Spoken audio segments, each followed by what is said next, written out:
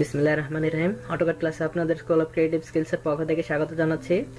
পুরো ক্লাস জুড়ে আমি মোহাম্মদ রাশেদুল ইসলাম আপনাদের সাথে আছি, cat trainer and ambassador of school of creative skills. আজকের ক্লাসের বিষয় পেজ সেটআপ। এটি মূলত অটোক্যাডের ড্রয়িং শুরু করার আগে প্রথম কাজটি হচ্ছে পেজ সেটআপ। পেজ সেটআপ না দিলে আমরা কাজ করতে পারবো না, তো এটি আমাদের আগে শেখা জরুরি। তাই আমরা চলুন পেজ সেটআপটা শিখে আসি। পেজ সেটআপ দেওয়ার জন্য আমরা মূলত কিছু কমান্ড ইউজ করব।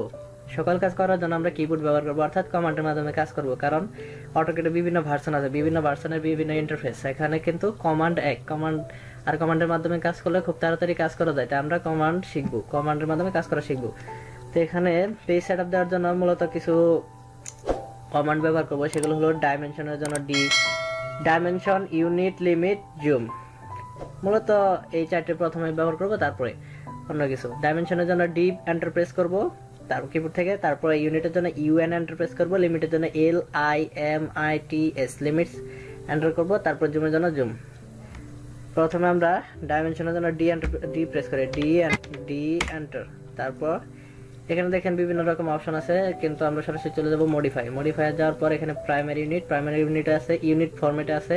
এখানে আর্কিটেকচারাল দিব, তারপর প্রিসিশন 00, তারপর ওকে, তারপর সেট কারেন্ট ক্লোজ। এরপর আমরা চলে যাব সরাসরি ইউনিটে যাওয়ার জন্য ইউএন, কিবোর্ড থেকে ইউএন প্রেস করে তারপর এন্টার প্রেস করব।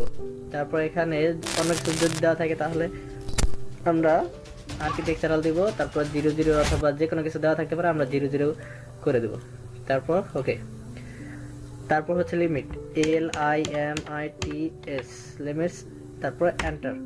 তারপর এখানে দুটো ঘর আছে, লক্ষ্য করেন, প্রথম ঘর এবং দ্বিতীয় ঘর। প্রথম ঘর থেকে দ্বিতীয় ঘরে যাওয়ার জন্য আমরা কমা ব্যবহার করব। প্রথম লিমিট সেটআপ দেওয়ার সময় আমরা দুইটা দাবি করব, প্রথম এবং দ্বিতীয়। প্রথমে আমরা 00 দিব, তারপর যতটা মাপটা প্রয়োজন, ধরুন 500 ফিট বা 1000 ফিট, অথবা 500 ফিট বা 500 ফিট, 1000 ফিট বা 1000 ফিট, যার যেটা প্রয়োজন ঠিক সেটাই দেব। প্রথমে আমরা তাহলে 0 করি, 0। এখন অন্য করে যাওয়ার জন্য কমা, এই দেখেন কমা দেওয়ার সাথে সাথে ঘরটা লক হয়ে গেছে।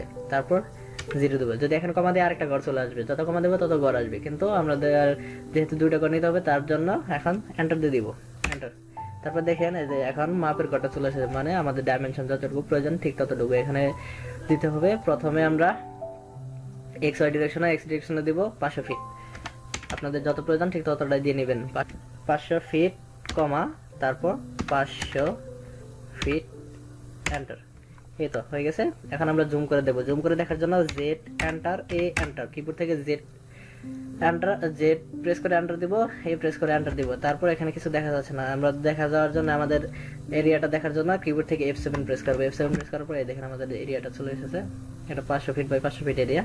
আবার F7 প্রেস করব, চলে যাবে। F7 প্রেস করব, আসবে। F7 প্রেস করব, চলে যাবে। কিন্তু এখানে দেখেন ইউসিএস আইকন, এটাকে বলা হয় ইউসিএস আইকন। ইউসিএস আইকনটা এটাকে নির্দেশনা দিচ্ছে এক্স ডিরেকশন, এটাকে ওয়াই ডিরেকশনের নির্দেশনা দিচ্ছে। আমরা যখন গ্রাফের অঙ্ক করেছিলাম, গ্রাফের অঙ্কের মধ্যে যেমন হলো এক্স ডিরেকশন, ওয়াই ডিরেকশন, ঠিক তেমনই ঠিক এখানেও একই system, X direction, Y direction, -x -y, এরকম। কিন্তু আমরা যখন ড্রয়িং করবো এই ইউসিএস আইকনটা নাড়াচাড়ার কারণে সমস্যা হতে পারে। আর এটাকে বন্ধ করার জন্য আমরা সরাসরি চলে যাব ভিউতে যাওয়ার পর ডিসপ্লেতে ইউসিএস আইকন, অরিজিন। এই তো নড়াচড়া বন্ধ হয়ে গেছে। এখন যত জুম ইন জুম আউট করি ওইখানে থাকবে।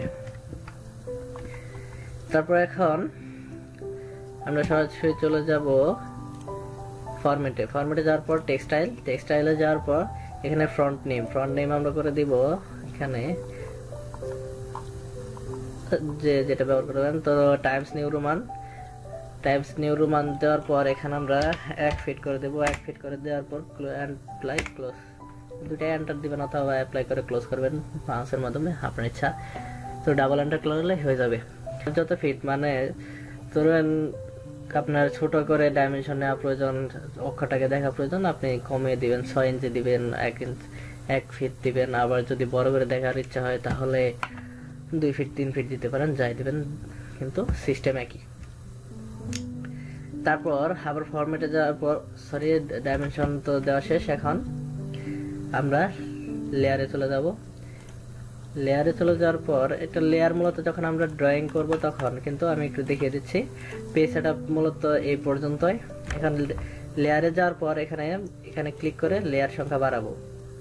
এখানে ক্লিক করলে লেয়ারের সংখ্যা বৃদ্ধি পাবে। এখানে তারপর আমাদের বিভিন্ন ধরনের লেয়ার প্রয়োজন, যেমন লাইনের একটা লেয়ার, তারপরে ওয়ালের একটা লেয়ার, তারপরে উইন্ডোজের একটা লেয়ার, কলামের একটা লেয়ার। লেয়ার মানে ওই যে যখন আমরা অটোক্যাড কাজ করব ঠিক সেই টাইমে, ঠিক সেই সময় কলামের জন্য একটা লেয়ার, মানে ধরেন কলামের কালার একটা, তারপর লাইনের কালার একটা, সেই জন্য এখানে লেয়ার নেওয়া হয়। লেয়ার এখানে একটা ক্লিক করে তারপর ব্যাকস্পেস দিয়ে যা লেখা ছিল ডিলিট করে, ধরুন আমরা লাইনের একটা লেয়ার ইউজ করবো। লাইনের জন্য লাইন এন্টার দেওয়ার পর এখান থেকে কালার সিলেক্ট করবো। এই কালারের মধ্যে কার্সরটা নিয়ে এখানে ক্লিক করার পর এখানে 3 ধরনের কালার আছে, index colour, true colour, under colour box. True colour এখানে RGB অর্থাৎ green, green, blue colour code use করে আপনি কালার করতে পারবেন, অথবা আপনি ম্যানুয়ালি করতে পারবেন এভাবে। তারপর কালার বক্স এখানে আছে এইভাবে। তারপর কিন্তু আমরা ইন্ডেক্স কালার ইউজ করবো, আর যেটা যার ইচ্ছা RGB কোড ইউজ করে করতে পারেন। তারপর এখানে আমরা লাইনের জন্য একটা সিলেক্ট করে দেই, কি নীল কালার ইউজ করি। এখানে এই তো হয়ে গেছে, ওকে দিবেন, হয়ে যায়। তারপর লেয়ারটা নিচ্ছি আমরা কলামের, COLOUM কলাম দিয়ে এন্টার দেওয়ার পর এখানে ক্লিক করব। ক্লিক করার পরে ধরেন আমরা লাল কালারের কলাম লেআউট নিচ্ছি, ওকে। তারপর ধরেন ওয়াল যতগুলো প্রয়োজন ঠিক একইভাবে সেম ভাবে WL আপনারা নিয়ে নেবেন, এন্টার। তারপর কালার ইউজ করি, যে কোনো একটা দিয়ে দিলাম আপনাদের বোঝার সুবিধা হচ্ছে। তারপর অ্যাপ্লাই, ওকে। তারপর এখানে এই যে এই সাদা বাটনে এখানে ক্লিক করবেন। ক্লিক করার পরে আপনি কোন লেয়ারটা সিলেক্ট করতে হবে, ধরুন আমরা লাইনে কাজ করবো, তাহলে লাইনে সিলেক্ট করে তারপর এই লাইনটা দিয়ে এখানে কাজ করবেন। তারপর এফেক্ট দিয়ে সোজা করবেন। এই দেখেন লাইনের লেয়ার যেহেতু আমাদের নীল, তাই এটা নীল হয়ে গেছে। যেহেতু সিলেক্ট করতে হবে, আগে লেয়ারটাকে সিলেক্ট করার পর তারপর কাজ করতে হবে। তো পেজ সেটআপ এই পর্যন্তই। সবাইকে সাথে থাকার জন্য ধন্যবাদ।